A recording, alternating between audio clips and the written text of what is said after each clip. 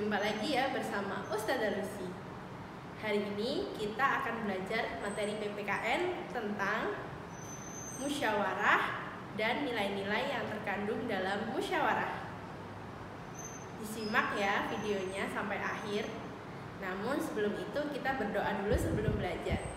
Bismillahirrahmanirrahim. Rabbi shrahli sadri wa yassirli amri wahlul 'uqdatam min lisani yafqahu qawli bi rahmatika ya arhamar rahimin. Selamat menonton videonya.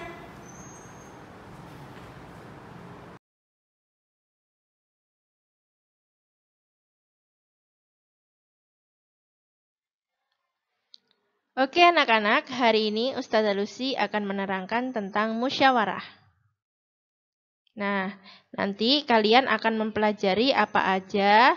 Yang pertama ada pengertian musyawarah, lalu nilai-nilai yang harus kita lakukan saat musyawarah, dan bagaimana tata cara kita bersikap saat bermusyawarah.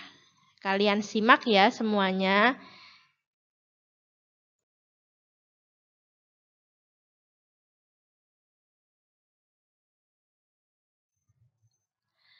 Nah, sebelumnya kan kalian sudah belajar nih musyawarah. Saya review lagi ya. Apa itu musyawarah? Musyawarah merupakan suatu upaya mengambil keputusan bersama untuk memecahkan suatu persoalan.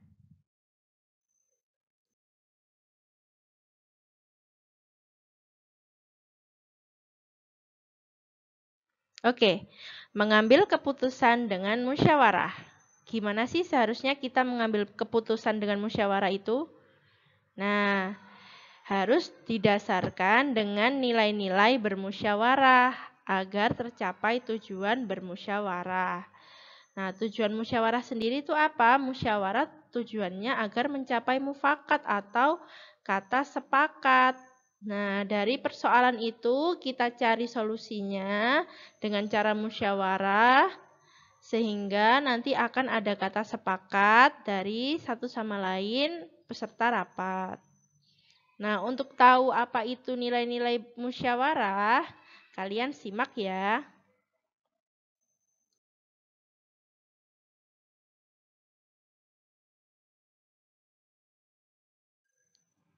Yang pertama ada nilai kebersamaan. Apa sih nilai kebersamaan itu? Yuk, simak.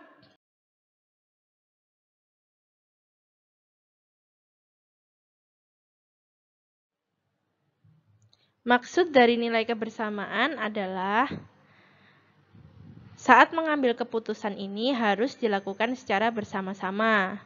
Jadi, seluruh anggota atau seluruh peserta musyawarah harus duduk dalam suatu tempat yang sama dengan tujuan yang sama demi kebaikan bersama.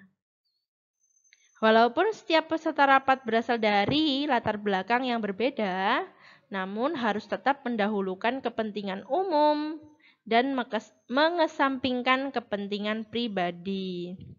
Tetap ya, harus mendahulukan kepentingan umum daripada kepentingan pribadi. Itu maksud dari nilai kebersamaan.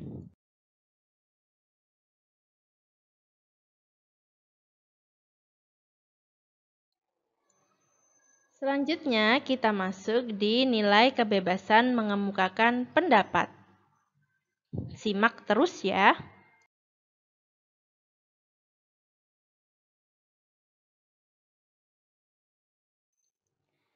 Oke, nilai kebebasan mengemukakan pendapat. Bebas itu apa sih? Bebas itu artinya tidak mendapat paksaan dari orang lain. Ya, jadi tidak ada paksaan dari orang lain, murni dari dirinya sendiri. Jadi, semua peserta rapat boleh mengutarakan pendapatnya tanpa paksaan orang lain. Dan pendapat yang diberikan harus logis atau masuk akal. Terus juga pendapatnya tidak boleh menimbulkan perpecahan, dan sesuai dengan norma, serta tidak menyinggung perasaan orang lain. Ya, itu maksud dari nilai kebebasan mengemukakan pendapat.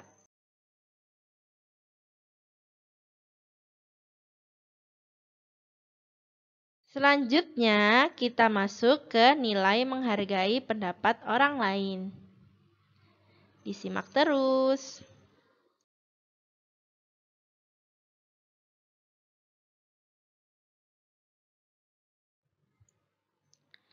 Setiap peserta rapat harus mendengarkan dan menghargai pendapat orang lain. Kenapa? Karena ketika kita menghargai orang lain, insya Allah diri kita akan dihargai oleh orang lain juga. Sehingga nanti akan timbul kehidupan yang rukun, tentram, nyaman gitu ya. Nah, dan juga kita nggak boleh mencela orang yang sedang mengemukakan pendapat. Mencela itu mengejek, jadi nggak boleh mengejek orang yang sedang mengemukakan pendapat. Bila tidak setuju dengan pendapat yang dikemukakan oleh peserta lain, kalian boleh menanggapinya, tetapi dengan cara yang sopan, bahasa yang santun, agar tidak menimbulkan permasalahan. Begitu ya. Jadi itu maksud dari nilai menghargai pendapat orang lain.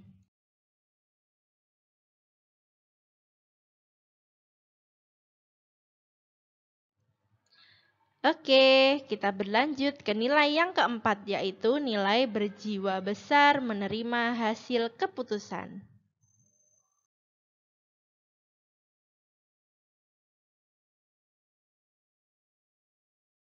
Maksudnya apa sih nilai berjiwa besar menerima hasil keputusan itu? Nah, berjiwa besar itu artinya kita harus mempunyai hati yang lapang, yang ikhlas. Jadi kita ikhlas menerima hasil keputusan musyawarah. Apapun itu kita terima hasil keputusannya. Oke, selama itu sudah sesuai dengan kesepakatan. Gitu ya.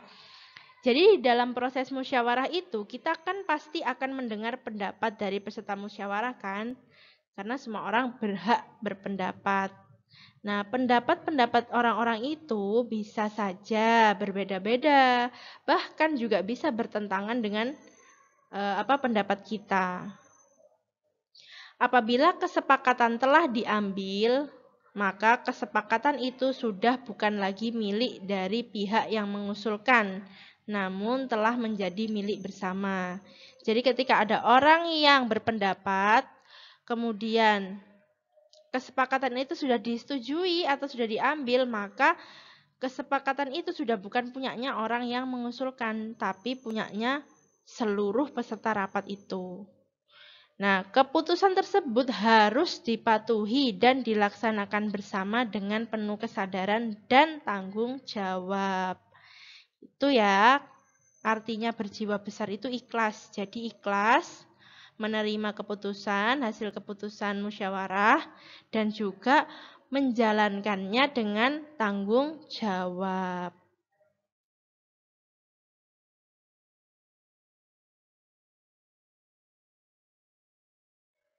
Oke, sekarang kita masuk ke musyawarah mufakat. Tetap disimak.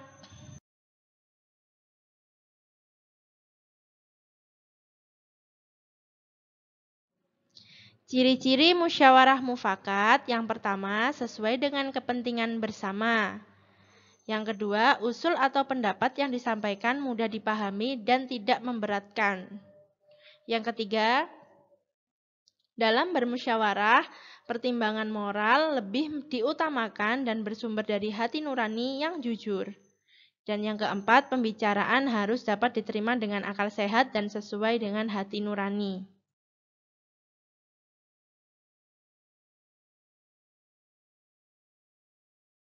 Selanjutnya, cara mengeluarkan pendapat saat bermusyawarah. Yang pertama, bersikap sopan dan suaranya yang keras. Yang kedua, mengacungkan tangan sebagai tanda izin berbicara. Yang ketiga, berbicaralah setelah dipersilahkan. Dan yang keempat, jika ada peserta lain yang sedang berbicara, tunggu sampai selesai dahulu baru kalian yang berbicara. Gitu ya.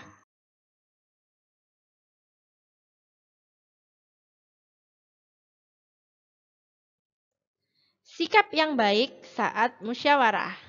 Yang pertama, menghargai pendapat orang lain. Yang kedua, tidak memaksakan kehendak orang lain. Dan yang ketiga, tidak boleh mencela pendapat orang lain. Yang keempat, tidak memotong pembicaraan orang lain. Dan masih banyak lagi sikap-sikap baik saat bermusyawarah. Nanti kalian cari sendiri ya.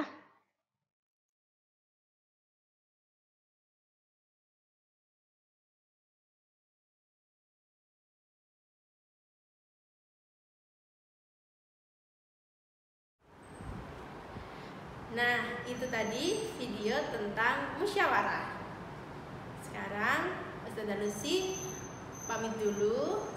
Mohon maaf kalau ada kesalahan kata. Semoga yang Ustazah Lucy sampaikan bisa bermanfaat buat kalian semua. Tetap semangat belajar di rumah. Assalamualaikum warahmatullahi wabarakatuh.